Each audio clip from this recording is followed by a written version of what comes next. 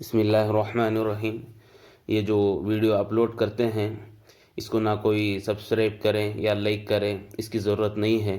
صرف جو دینی باتیں اپلوڈ کیے جاتے ہیں اس کو خود سیکھیں اور دوسروں کو سکھائیں، اس پر عمل کرنے کی کوشش کریں، یہی اصل مقصد ہے۔ جزاک اللہ۔ بسم اللہ الرحمن الرحیم۔ اخلاقی تعلیم۔ تعریف۔ اخلاقی تعلیم حضور صلی اللہ علیہ وسلم نے زندگی کو بہترین بنانے کے لیے جو اچھی باتیں سکھائی ہیں انہیں اخلاقی تعلیم کہتے ہیں۔ ترغیبی بات۔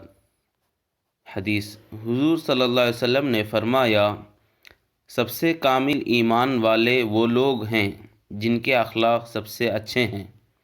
ایک دوسری حدیث میں رسول اللہ صلی اللہ علیہ وسلم نے فرمایا، قیامت کے دن ترازو میں اچھے اخلاق سے زیادہ کوئی چیز وزنی نہیں ہوگی۔ حضور صلی اللہ علیہ وسلم نے زندگی کے تمام شعبوں میں امت کو بہترین اخلاق کی تعلیم دی ہے۔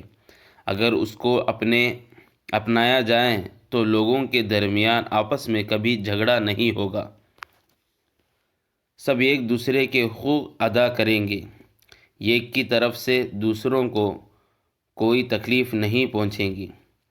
بچے اپنے ماں باپ کے ساتھ اچھا سلوک کریں گے، چھوٹا بڑا کا ادب کرے گا اور بڑا چھوٹے کا ساتھ نرمی کا معاملہ کرے گا۔ ہر دین کے پانچوں شعبوں کے ساتھ کامل دین زندگی میں آئے گا، جس کی وجہ سے اللہ تعالیٰ کی طرف سے کامیابی کا وعدہ پورا ہوگا۔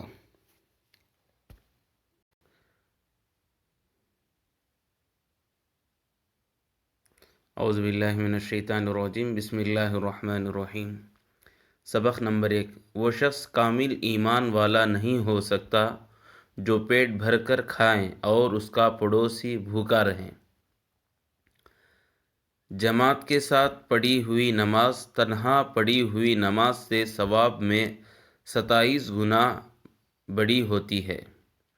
اللہ تعالیٰ کی رحمت ہو اس بندے پر جو بیچنے، خریدنے اور اپنا حق وصول کرنے میں نرمی اختیار کرے۔ تم میں بہترین شخص وہ ہے جس سے لوگ بھلائی کی امید کریں اور اس کے شر سے محفوظ ہو۔